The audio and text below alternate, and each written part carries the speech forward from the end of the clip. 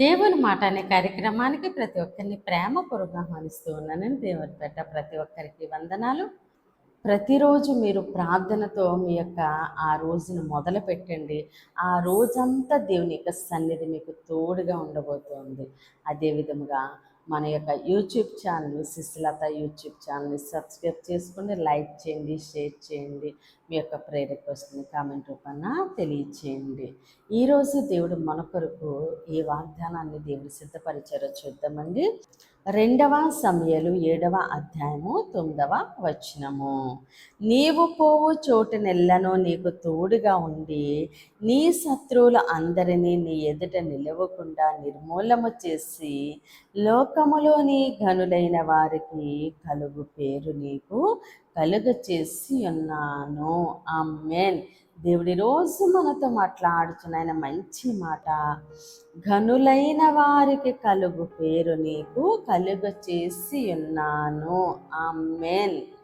ఈరోజు దేవుడు నీతో మాట్లాడుతున్నారు, ఏంటి నా పరిస్థితి అని అనుకుంటుండగా దేవుడు అంటున్నారు, అమ్మ, ఘనులైన వారికి కలుగు పేరు నేను నీకు కలుగ చేసి ఉన్నాను. నా కుమారుడా, నేను నీతో నా సన్నిధి ఉంచి నువ్వు ఏ స్థలానికి వెళ్ళినా నేను నీతో ఉండి నీకు తోడుగా ఉండి నువ్వున్న ప్రతి బంధకం నుంచి నేను విడుదలిచ్చి నేను లోకంలో ఉన్న ఘనులైన వారికి కలిగిన పేరును నేను నీకు కలుగ చేస్తూ ఉన్నానని దేవుడు మాట్లాడుతున్నారు.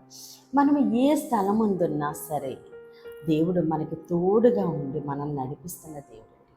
అది ఎలాంటి పోరాటమైనా సరే, ఏ సమస్య అయినా సరే, ఏ ఆటంకమైనా సరే దాన్ని దేవుడు తొలగించి దేవుడు మనల్ని దీవించి ఆశీర్వదించి మనల్ని లోకంలో ఉన్న ఘనులులాగా వారితో సమానముగా దేవుడు ఉంచబోతున్నారండి. వారికి కలిగిన పేరును, అంటే లోకంలో కొంచెం మందిని చూసి మనం అనుకుంటాం వాళ్ళు గొప్పవాళ్ళు, వాళ్ళు ఈ స్థాయిలో ఉన్నారు, వాళ్ళు ఘనులు, వాళ్ళు ఐశ్వర్యవంతులు, వాళ్ళు ధనవంతులు అని ఇలాగా మనం చెప్పుకుంటూ ఉంటాము. అలాగా దేవుడు అంటున్నారు, నిన్ను నేను దీవించి ఆశీర్వదించి ఒక ఉన్నతమైన స్థానంలో ఉంచబోతున్నాను. ఈరోజు నువ్వున్న పరిస్థితులను చూసుకోవద్దు. నేను ఈ ఆటంకం అవుతుందో వాటన్నిటిని తొలగిస్తున్నాను. నీ శత్రు పోరాటాన్ని నేను తొలగిస్తూ ఉన్నాను. నీకున్న నింద అవమానాన్ని నేను తొలగిస్తూ ఉన్నాను. నేను నిన్ను ఘనపరచబోతూ ఉన్నానని దేవుడు సెలవిస్తున్నారు. కాబట్టి మాట ఇచ్చిన దేవుడు, నమ్మదగిన దేవుడు. కలుగ చేస్తాను అంటలేదండి దేవుడు, కలుగ చేసి ఉన్నాను అంటున్నారు దేవుడు. మన కొరకు ఏది కావాలో, ఏ సమయానికి మనల్ని ఎలా దీవించాలో, ఎలా ఆశీర్వదించాలో, ఎలాగ మనలో ఉన్నతమైన స్థానంలో దేవుని నామ మహిమార్థము ఉంచాలో దేవుడు అన్నీ మన కొరకు సిద్ధపరిచిన దేవుడండి. కాబట్టి మనల్ని దీవించి ఆశీర్వదించి లోకంలో ఉన్న ఘనులకు కలిగినటువంటి పేరును, కీర్తిని ఆయన మనకి కలుగు చేస్తూ ఉండగా సమస్త ఘనత మహిమ ప్రభావాలు మనము దేవునికే చెల్లిందామండి. కొద్ది మాటలు దేవుడు మన వెనుకల్లో దీవించి ఆశీర్వదించునుగాక. ఆమేన్. ప్రేర్ చేసుకుందామండి. అందరూ కన్నులు మూసుకొని ప్రేర్లోకి వంచండి. మహోన్నతుడ, మహాగణుడ, పరిశుద్ధుడానికి స్తోత్రాలు, వందనాలు తండ్రి. ఇచ్చిన ఈ వాగ్దానం మా జీవితంలో నూరింతలుగా ఫలించెనుగాక. దైవజనుల వారి కుటుంబాలు, సంఘాలు, పరిచర్యలు యేసు నామములోనే దీవించబడునుగాక. యెరూషలేముకి యేసు నామములోనే క్షేమము కలుగునుగాక.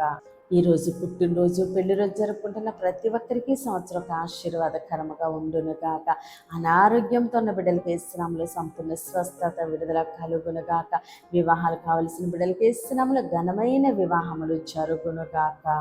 మూయబడిన ప్రతి గర్భము యేసు నామములోనే తెరవబడునుగాక. చిన్న బిడ్డల చుట్టూ, ఆడబిడ్డల చుట్టూ, యవ్వన బిడ్డల చుట్టూ యేసునామములో అగ్ని కంచె ఉండునుగాక. ప్రతి బిడ్డ రాకపోకలను దేవుడు తోడుగా ఉండి క్షేమమైన ప్రయాణం అనుగ్రహించునుగాక. దేవుని మాట అనే పరిచర్యలో పాలి భాగస్తులే భారము కలిగి ప్రార్థన చేసిన ప్రతి ఒక్కరిని దేవుడు బహుగా దీవించి ఆశీర్వదించునుగాక. ఆమేన్, ఆమేన్, ఆమేన్. దేవుడు మిమ్మల్ని, మీ కుటుంబాన్ని దీవించి ఆశీర్వదించునుగాక. ఆమేన్.